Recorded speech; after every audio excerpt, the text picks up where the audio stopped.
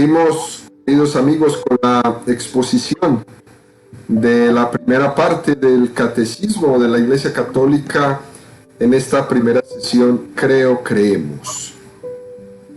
Entramos en un apartado nuevo. Hemos terminado el tema del deseo de Dios y el siguiente apartado tiene como título Las vías de acceso al conocimiento de Dios. El Catecismo dedicará en este apartado que empezaremos a estudiar los números 31 al 35 para ir profundizando en este tema. En el apartado anterior, si recordamos, se había transmitido que el hombre tiene sed de Dios, que el hombre es un ser material, pero con un hambre y un deseo espiritual. Somos un ser, pues, meramente materiales, pero con una necesidad profunda de felicidad. Aunque se satisfagan nuestros instintos, aunque lo tengamos todo materialmente hablando a nuestra mano, sin embargo el hombre sigue teniendo un deseo superior de felicidad que lo trasciende. Como decía San Francisco Javier, por allá en el año 1506, somos un poco de tierra con hambre de infinito. Después de esto, basta observar al hombre en su interioridad para comprender pues, esta apertura a la trascendencia. Y nosotros nos preguntamos, ¿no? ¿Y cómo conocemos esa trascendencia? Esa apertura que el hombre tiene a un ser superior. Aquí se plantea una cuestión muy interesante. El hecho de que el hombre esté abierto al infinito, el hecho de que el hombre, a pesar de ser un ser material, con toda su corporeidad, sin embargo tiene una dimensión espiritual que le da una tremenda apertura. Nos preguntamos, pero ¿eso ya por sí mismo nos demuestra la existencia de Dios? El hecho de que el hombre desee a Dios, ¿nos muestra ya su existencia? Y diríamos que no es que la demuestre, pero sí nos da la oportunidad de postularla. Si Dios existe, entonces Él vendría a satisfacer plenamente el deseo del hombre de felicidad. El deseo del hombre, la sed del hombre es muy importante. De lo contrario, hablamos de cuestiones que para mí son ajenas, ¿no? Si fuéramos a hablar de la existencia de Dios, hay hombres que dicen hoy día, ¿no? ¿A mí qué más me da? A mí no me importa si Dios existe o no. Hay muchos hombres hoy día que dicen esto. Pero no es así. No es así. El hombre no es indiferente a la existencia de Dios. Porque todos los hombres tenemos hambre y sed de infinito. Y entonces sí es importante que Dios exista o que no exista. Claro que es importante. En la historia del pensamiento, muchos filósofos y teólogos como Santo Tomás de Aquino han utilizado todos sus recursos intelectuales para hacerse esta cuestión, para preguntarse sobre si Dios existe y si es posible para el hombre conocer desde su razón la existencia de este Dios. Lo primero que se ha concluido desde la inteligencia, desde la razón, es que la existencia de Dios no es insignificante para el hombre. No es insignificante. Este hombre que tiene un sed infinito, que en esta vida no puede ser saciado, y el hecho de que Dios existiera sería la plenitud de la existencia del hombre, esto es importante. Y aquí viene una pregunta muy interesante. Entonces, ¿existe o no existe Dios? Porque digamos que la sed no demuestra que existe un oasis. El hecho de que el hombre tenga sed de Dios no implica que exista Dios, ¿no? Y hay una serie de críticas de muchísimos ateos en la historia y hoy día, pues que hicieron la siguiente acusación de la fe, de la religión, del cristianismo. Ellos decían, la religión se basa en meros deseos, ¿no? La religión en el fondo es como hacer verdad un sueño. El deseo que el hombre tiene de una vida más allá de la muerte. El deseo de que el hombre tenga. El deseo de que haya un ser que le quiera. Eso no demuestra que este ser exista. Así, con afirmaciones como esta, estos ateos acusan al hombre religioso, nosotros, pues de haber dado credibilidad a sus sueños. Uno no puede únicamente sostener la existencia de Dios en que Él tiene deseo de que eso sea así. Eso es verdad. Pero claro, no es la única prueba que existe. Hay muchas más pruebas de la existencia de Dios en las cuales nos podemos basar. En la historia debemos también reconocer que han existido algunos argumentos que se han planteado que nos enseñan esta existencia de Dios. Yo quiero hacer referencia rápidamente a uno de los primeros argumentos muy interesantes en el siglo XI. Este se llama el argumento ontológico de San Anselmo. Hoy día, posiblemente no utilizaríamos este argumento porque nos parece que hay otros argumentos mejor planteados. Pero es increíble este argumento en el siglo XI. San Anselmo lo que venía a decir en su obra titulada El Proslogion es que Dios es el Ser Supremo. Es alguien que decimos de Él que no hay nada superior. Tiene la suma perfección. Por encima de Él no hay nada más perfecto. Es así que es más perfecto que algo exista que no solo que esté en mi pensamiento. Y nos preguntamos, ¿qué es más perfecto? ¿Que un pintor tenga en su pensamiento un paisaje bonito? ¿O que además de tenerlo en su pensamiento, lo pinte en un cuadro? Podríamos responder que es más perfecto que lo pinte en el cuadro.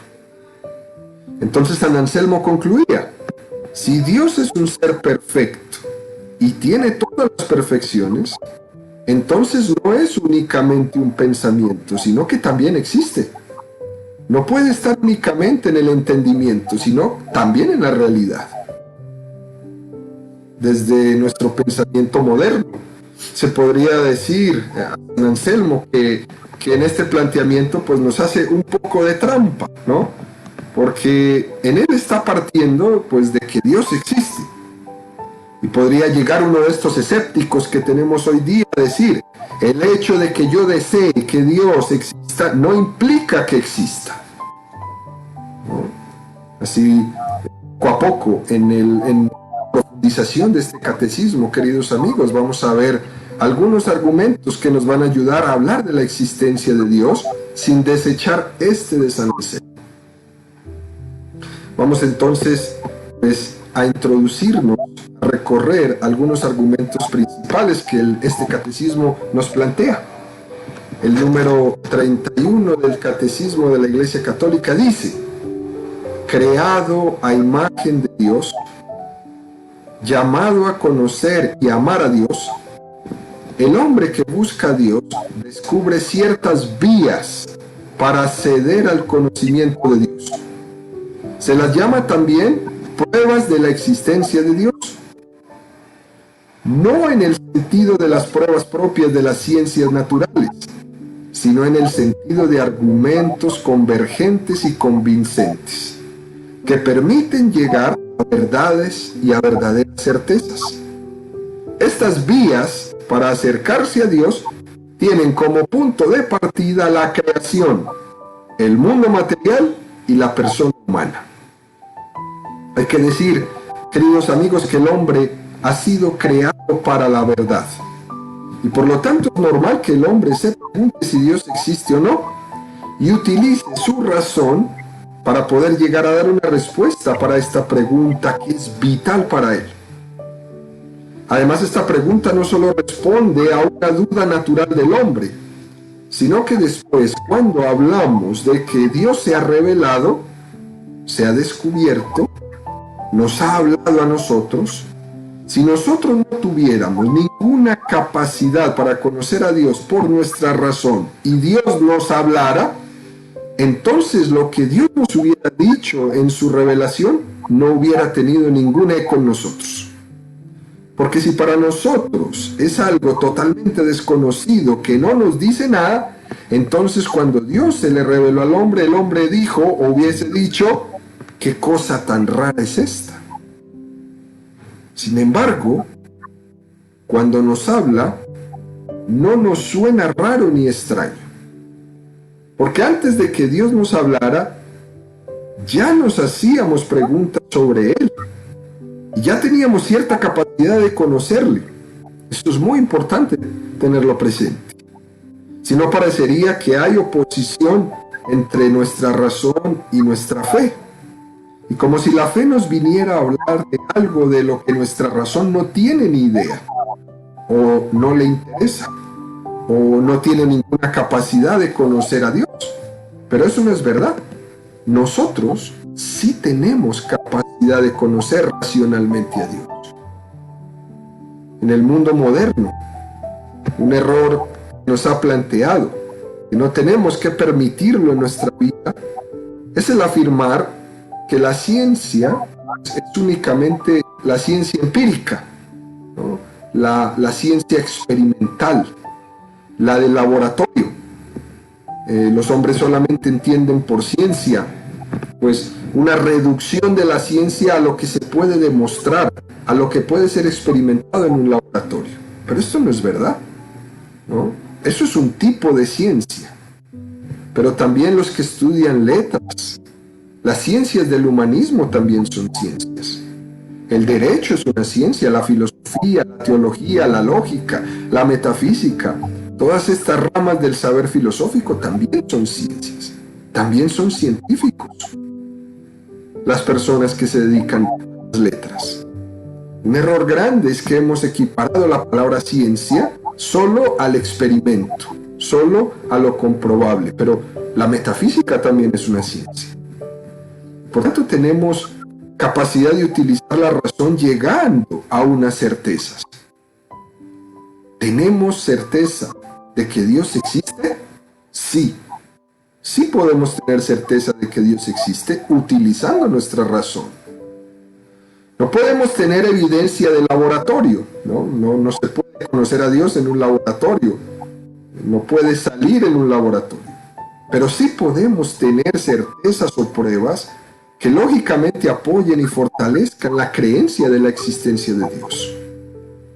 El Concilio Vaticano I, del 8 de diciembre de 1869 al 20 de octubre de 1870, definió como dogma de fe católica que el hombre tiene capacidad racional para conocer a Dios. Fíjese cómo lo define dogmáticamente el Concilio Vaticano I.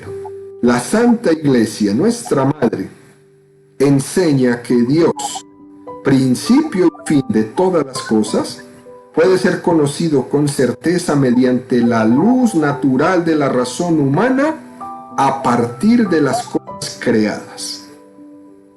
Esto es bellísimo, queridos amigos. Es decir, esto que acabamos de leer forma parte de la fe católica, que la existencia de Dios puede ser conocida por la vida natural de la razón. Otra cosa es que no pueda llegar a un conocimiento íntimo de Dios como la revelación. Dios se revela como Padre, Hijo y Espíritu Santo. Nos revela su historia y plan de salvación. Y eso no puede ser conocido por la mera razón. Pero sin embargo, eso de que a veces se plantee el conocimiento de Dios meramente como un acto de fe, como una especie de fideísmo, también es una pequeña equivocación.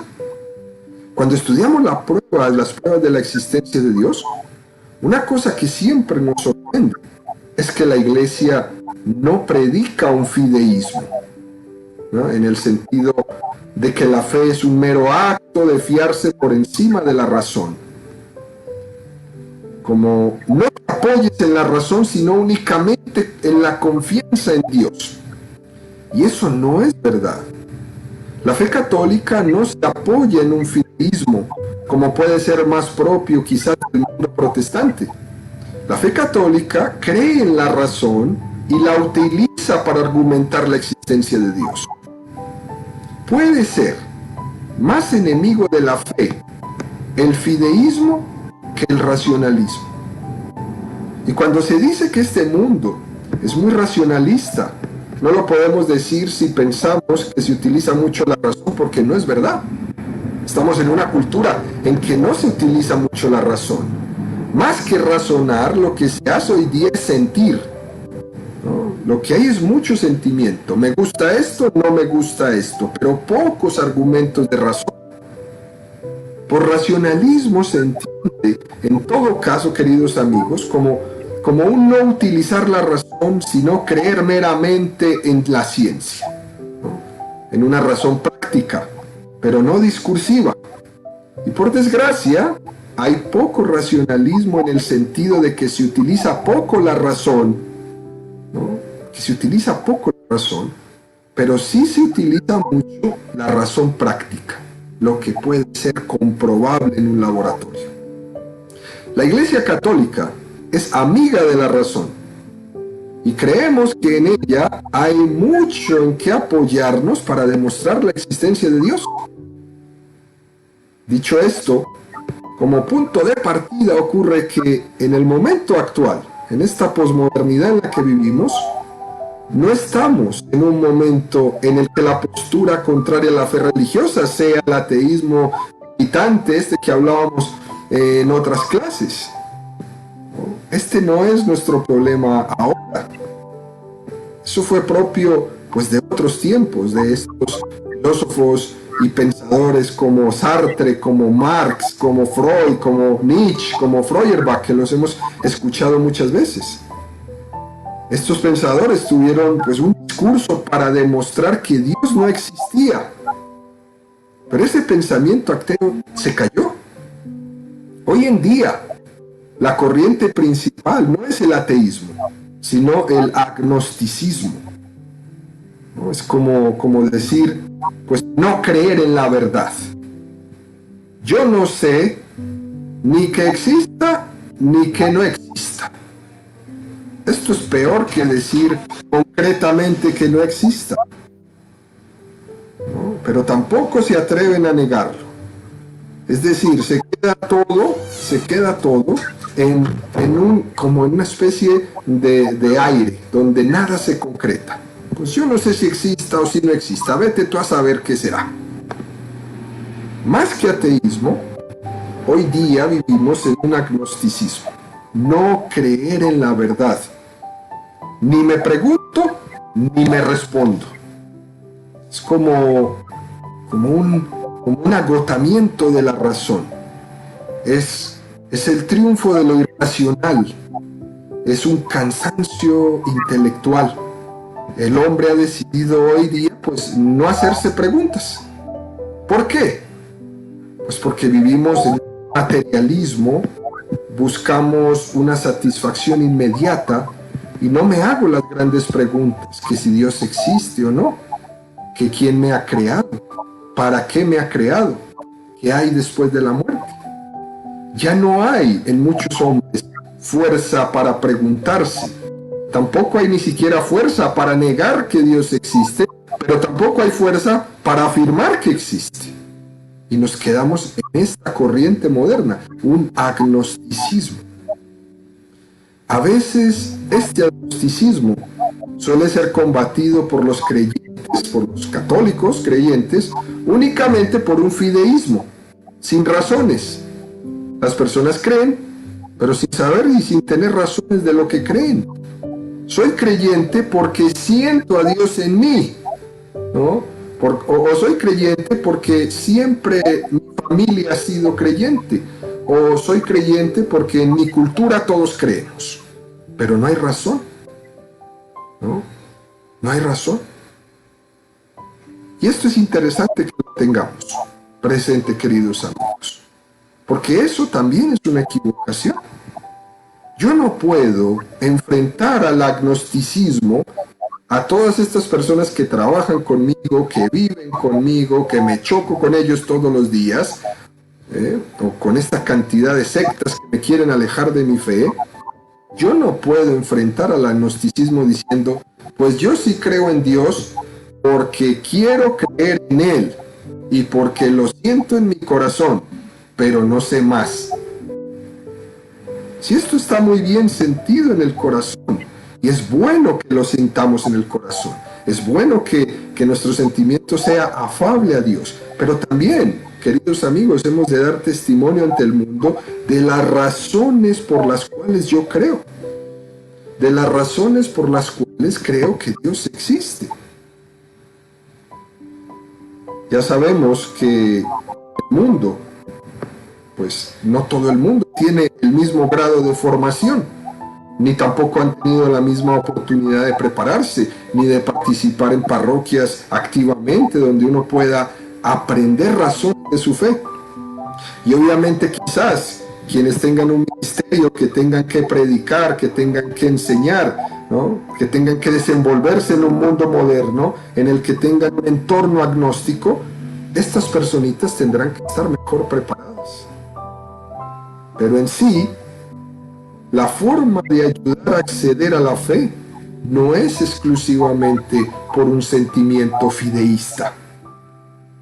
El agnosticismo dice, a mí eso de Dios no me dice nada. Y el creyente dice, a mí me dice mucho. Entonces, tú eres agnóstico y yo soy un creyente fideísta, que me fío de Dios. Y esto está bien, pero esto se queda corto. Por eso, queridos amigos, el catecismo de la Iglesia Católica nos quiere ayudar a que vamos entendiendo los argumentos para que apoyemos esta creencia en la existencia de Dios. ¿Cuáles son? Bueno, vamos a entrar en detalle y los vamos a ir desarrollando en los siguientes programas. Por ejemplo, Santo Tomás de Aquino, en el siglo XIII, 1225 a 1274, formuló las 5 vías para demostrar la existencia de Dios. Esto es quizás un poco profundo para algunas personas que nos están escuchando, pero es importante que vayamos leyendo y profundizando estos números del catecismo. Están formuladas, por ejemplo, en lenguaje del siglo XIII, ¿no? Y obviamente, pues, unos siglos después pueden haber sido mejor planteadas. Y eran las vías del conocimiento de Dios de Santo Tomás de Aquino, y son 5. Primera vía, el argumento del movimiento. Entonces, Santo Tomás de Aquino expresa el movimiento y dice, la realidad del mundo está en movimiento, está en cambio, exige la existencia de un primer motor inmóvil, porque no es posible fundarse en una serie infinita de iniciadores del movimiento. Las cosas están en movimiento porque han sido movidas por otro ser anterior. Y ese ser anterior está movido porque otro ser anterior lo ha movido a él. Y ese ser anterior por otro, por otro, por otro. Entonces hay una cadena de movimiento en el mundo. Pero si no hubiese existido un primer motor inmóvil y hubiese comenzado el movimiento en el mundo, no habría ningún movimiento en el mundo. Tiene que haber un primer ser inmóvil y que le haya dado el movimiento al resto del mundo. Es un argumento planteado, queridos amigos, entonces por Santo Tomás de Aquino, que está tomado, por si alguno lo recuerda, de ese sentido que tenía Aristóteles sobre el movimiento. Primer argumento, argumento del movimiento. Segundo argumento de Santo Tomás de Aquino, segunda vía, la vía de las causas eficientes. Vuelvo y repito, todos estos argumentos los vamos a ir desarrollando poco a poco en los siguientes programas. Segunda vía, la vía de las causas eficientes. Las causas eficientes forman una sucesión. y nada es causa de sí mismo, sino que ha tenido su causa en algo anterior. Y el anterior ha tenido su causa en otro. Y por tanto hay que afirmar la existencia de una causa primera. Si yo tengo mi causa, es una cosa anterior. Y la cosa anterior tiene su causa en la anterior. Tendrá que haber a alguien que haya dado las causas a las demás. De lo contrario, no habría empezado nunca esa cadena de causas. Tercera vía de Santo Tomás. La vía de la contingencia y del ser necesario.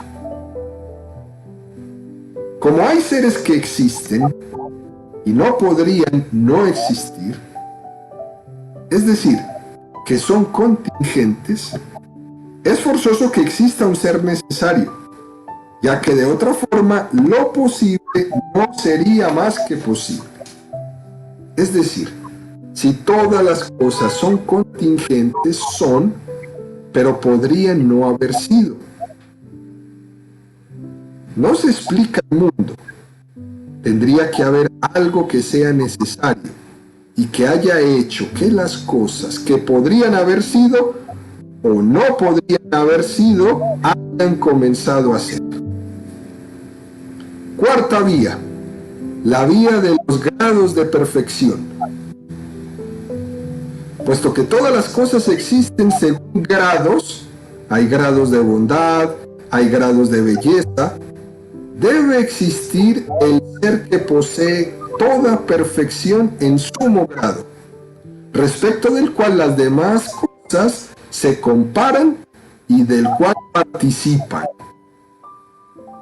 Él viene a decir, si todo tiene una graduación, tiene que existir el ser que tenga la graduación máxima, y este es Dios, que es la suma belleza, que es la suma verdad, que es la suma bondad. Y la última vía que nos plantea Santo Tomás es la vía del orden o la finalidad.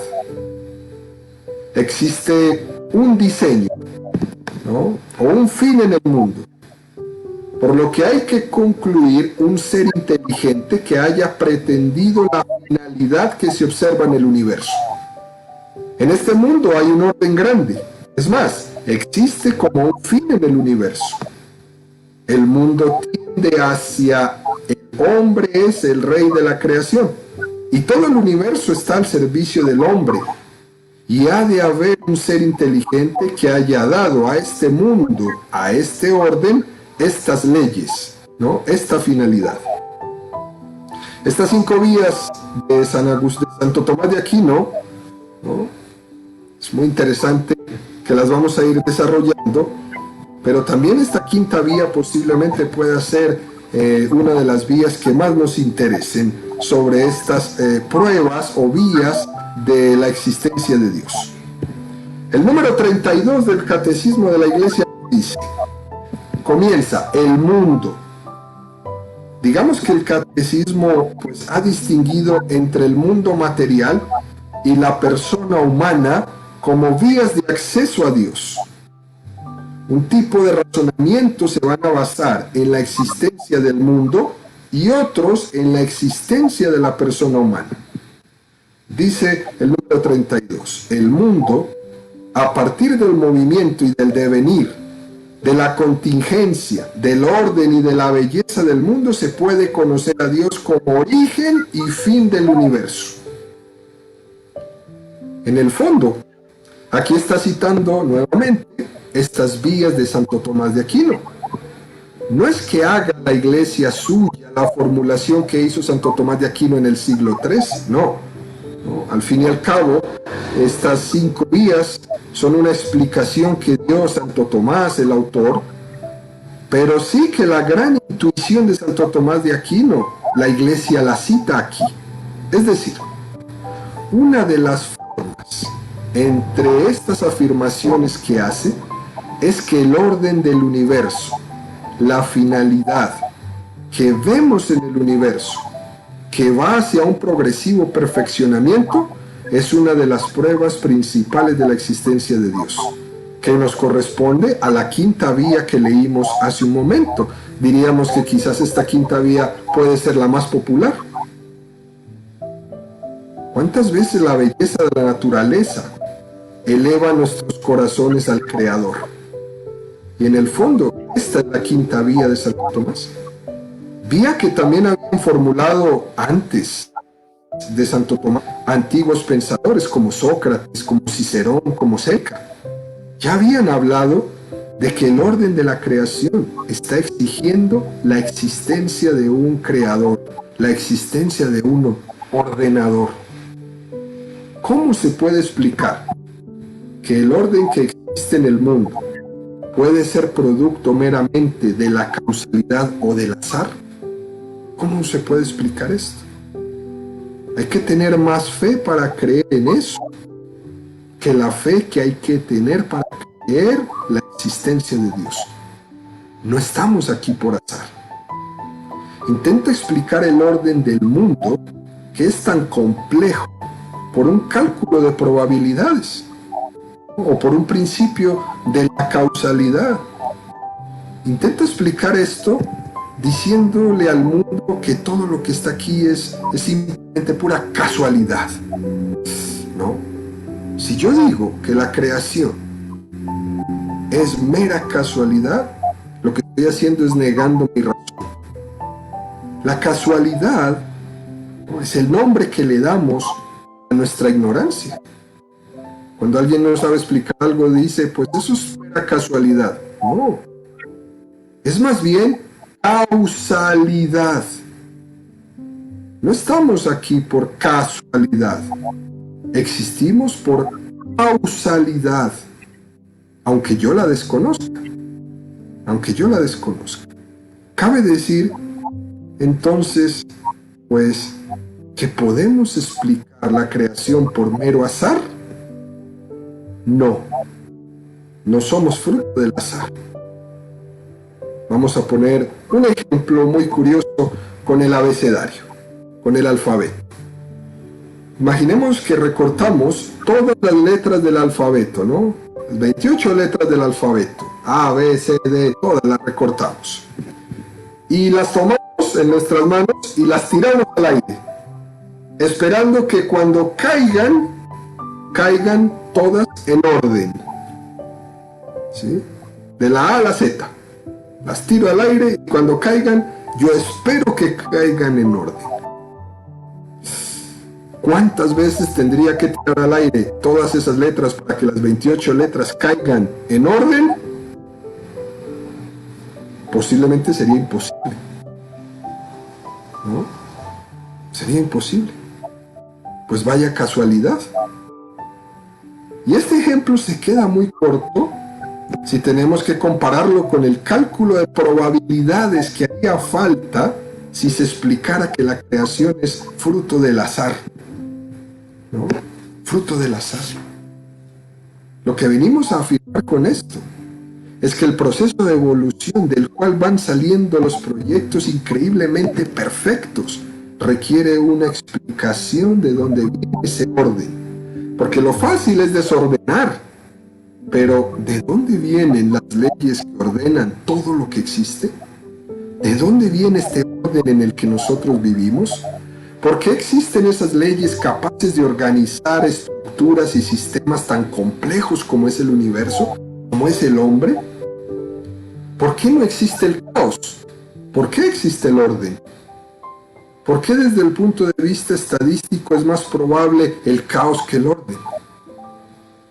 Por tanto, claro que existen argumentos desde nuestra razón para fundamentar la existencia de Dios. Y ese argumento interesante del cual estamos haciendo nuestro comentario es el orden. Es más probable que exista el desorden que el orden, pero en la realidad lo que existe es un orden en la creación. De hecho, fíjense bien, queridos amigos, cuando ocurre algún desastre, cuando ocurre un desorden, un terremoto, un volcán que explota, un tsunami, los seres humanos, en cierto modo, nos escandalizamos. Porque cuando todo está en orden, de repente hay un terremoto, sentimos que algo se desordena. Y esto nos causa pues un montón de temor, nos causa un montón de movimiento, nos causa un montón de pensamientos y simplemente decimos, oh, algo está mal.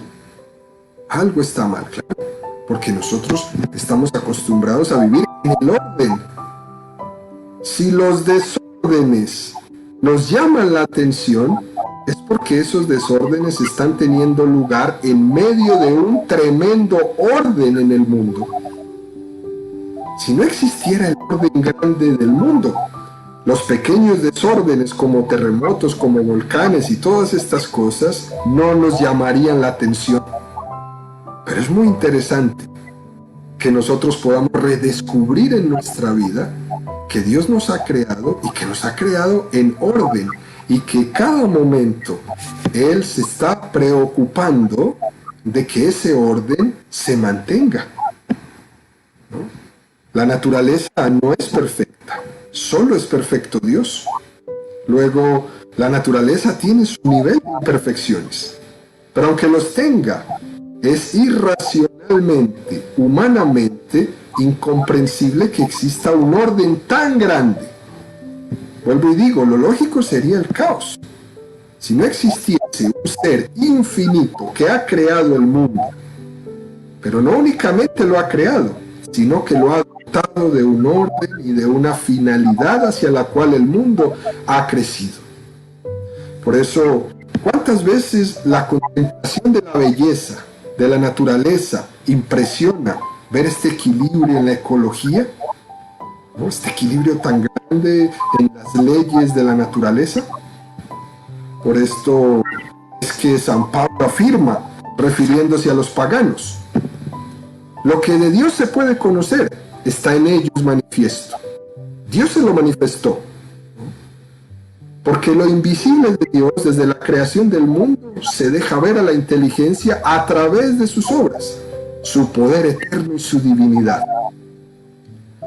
Y San Agustín, cuando se interroga sobre la creación, dice, interroga a la belleza de la tierra, interroga a la belleza del mar, interroga a la belleza del aire que se dilata y se difunde, interroga a la belleza del cielo, interroga a todas estas realidades. Todas te responden, ve, nosotras somos bellas. Su belleza es una perfección. Estas bellezas sujetas a cambio, ¿quién las ha hecho si no ha sido la suma belleza, no sujeto a cambio? Esto lo encontramos en el Sermón 241, segunda parte de San Agustín. Y entonces el catecismo continúa preguntándose, ¿el hombre puede conocer a Dios?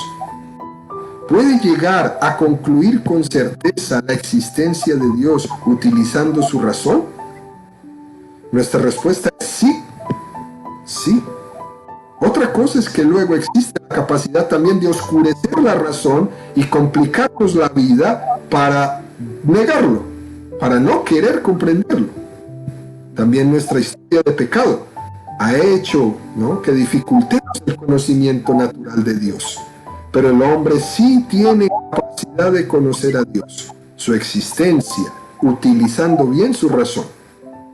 Nuestra razón ha sido creada por Dios con un deseo de conocer la verdad y además con capacidad para conocerla. Por eso cuando Dios se revela, queridos amigos, nos habla, viene a nuestro encuentro, se encuentra con el hombre que tiene deseo de Dios y que tiene capacidad de conocerle. Muchos de los grandes científicos de la historia han ayudado mucho a poder ver las huellas de Dios ahí en todas partes. Uno de los errores o engaños más grandes que se intentan transmitir a nuestros jóvenes en el sistema de enseñanza de hoy por parte de algunos profesores agnósticos que manipulan desde sus escuelas, desde sus cátedras, desde sus salones de clase a los jóvenes, ¿no? Es una gran responsabilidad que Dios nos ha encomendado educar a los jóvenes, pero no confundirlos, se les dice, por ejemplo, a los jóvenes hoy día, tú tienes que elegir entre ser un joven de ciencia o ser un joven religioso. Yo me pregunto, ¿por qué no puede un joven de ciencia ser un hombre religioso? ¿Por qué no puede? ¿Por qué tiene que solamente irse por la ciencia y no creer en Dios? ¿No? El caso es que esa dicotomía es supremamente absurda. Además podemos ver que aquellos, ¿no?, descubridores o científicos pioneros en la historia, pues han sido inmensamente creyentes. No me explico por qué los científicos de hoy día pues son tan agnósticos, ¿no? Si los grandes de la historia han sido creyentes. Y termino solamente citando pues un par de ellos para que hagamos una pequeña idea. Saben ustedes, por ejemplo, al famoso Nicolás Copérnico, en 1473. Era un astrónomo Nicolás Copérnico y decía, ¿quién vive en íntimo contacto con el orden más consumado y la sabiduría divina no se sentirá estimulado a las aspiraciones más sublimes? ¿No? ¿Quién no adorará al arquitecto de todas estas cosas?